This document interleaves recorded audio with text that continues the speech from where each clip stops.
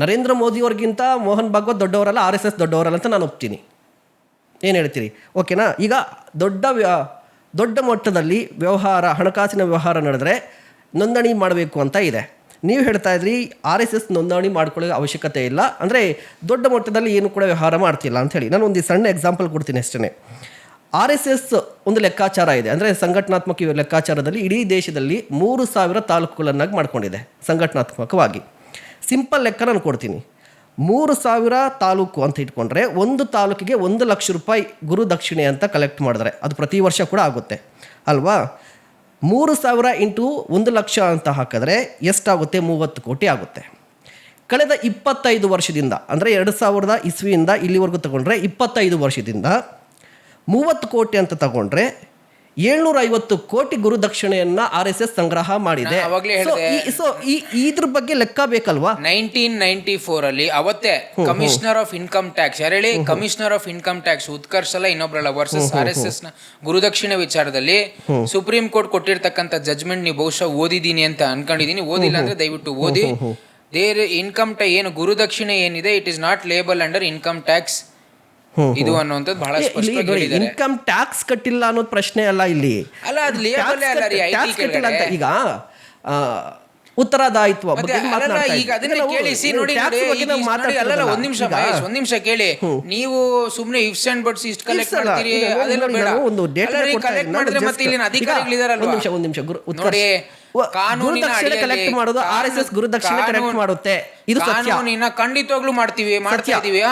ಅದು ಲೇಬಲ್ ಅಲ್ಲ ಅನ್ನೋದು ಕೊಟ್ಟಿದ್ದೀರಾ ಜಜ್ಮೆಂಟ್. ಈಗ ಗುರುದಕ್ಷಿಣೆಯನ್ನ ಕಲೆಕ್ಟ್ ಮಾಡ್ತಾ ಇದೆ RSS ನೋಂದಣಿ ಆಗಿಲ್ಲ. ಬಟ್ ನಾನು ಒಂದು ಪಾಯಿಂಟ್ ಹೇಳಿದೆ ನಿಮಗೆ, ಕಡ್ಡಾಯವಾಗಿ ನೋಂದಣಿ ಮಾಡಬೇಕು ಅಂತ ಬಂದಾಗ ದೊಡ್ಡ ಮೊತ್ತದಲ್ಲಿ ವ್ಯವಹಾರ ನಡೀತಾ ಇದೆಯಾ, ಹಣಕಾಸಿನ ವ್ಯವಹಾರ, ಬ್ಯಾಂಕ್ ಖಾತೆ ವಿಚಾರಕ್ಕೆ ಬಂದ್ರೆ. ಈಗ RSSದು ಬ್ಯಾಂಕ್ ಖಾತೆ ಇಲ್ಲ, ಖಂಡಿತವಾಗ್ಲಿಲ್ಲ ಇಲ್ಲ, ಆದ್ರೂ ಕೂಡ ಗುರುದಕ್ಷಿಣೆಯನ್ನ ಸಂಗ್ರಹ ಮಾಡ್ತಾ ಇದೆ ಅಲ್ವಾ? ಸಂಗ್ರಹ ಆಗ್ತಾ ಇದೆ, ಅಥವಾ ಸಂಗ್ರಹ ಮಾಡ್ತಿದೆ ಅನ್ನೋದಕ್ಕಿಂತ ಸ್ವಯಂ ಸೇವಕರು ಕೊಡ್ತಾ ಇದ್ದಾರೆ.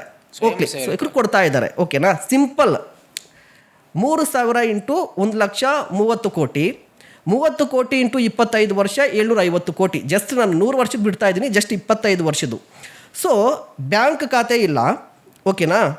750 ಕೋಟಿ 25 ವರ್ಷದಲ್ಲಿ ಸಂಗ್ರಹ ಆಗಿದೆ ಅಲ್ವಾ? ಇದರ ಲೆಕ್ಕವನ್ನ ಕೇಳಬೇಕಾಗಿರುವಂಥದ್ದು. ಕ್ಯಾಲ್ಕುಲೇಷನ್ ಅಲ್ವಾ? ಈಗ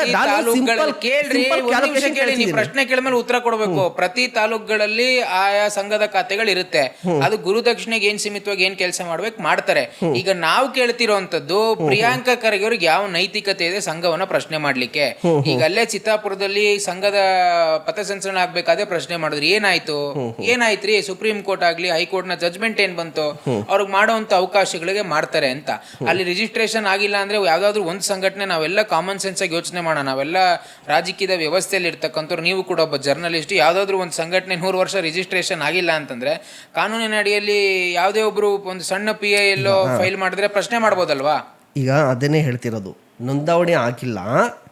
ಈಗ ಇಷ್ಟು ದೊಡ್ಡ ಮೊತ್ತದಲ್ಲಿ ದೇಣಿಗೆ ಸಂಗ್ರಹ ಆಗ್ತಾ ಇದೆ. ಎಲ್ಲ ಆಗ್ತಿದ್ದೀರಿ? ಯಾರು ಹೇಳಿದಾರೆ ನಿಮ್ಗೆ? ನಿಮ್ಗೆ ಎಲ್ಲಿ ಡಾಕ್ಯುಮೆಂಟ್ಸ್ ಕೊಡಿ, ಡೀಟೇಲ್ಸ್ ಕೊಡಿ.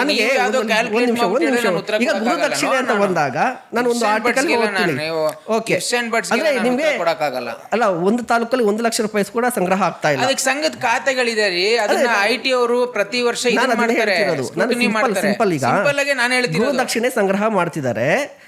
ಮಿನಿಮಮ್ 1 ಲಕ್ಷ ಆದ್ರೂ ಕೂಡ 25 ವರ್ಷಕ್ಕೆ 750 ಕೋಟಿ ಆಗ್ಬಿಡುತ್ತಲ್ವಾ? ಇದ್ರ ಲೆಕ್ಕ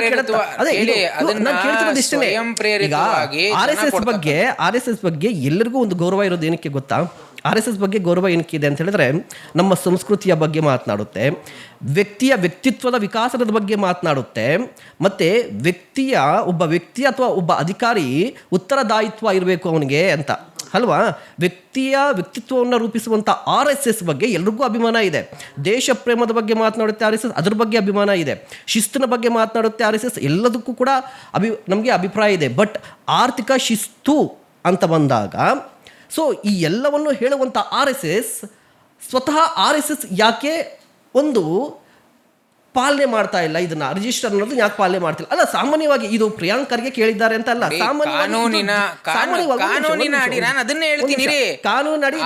ಕಾನೂನಿನ ಅಡಿಯಲ್ಲಿ ರಿಜಿಸ್ಟ್ರೇಷನ್ ಮಾಡಬೇಕನ್ನೋದು ಇಲ್ಲ.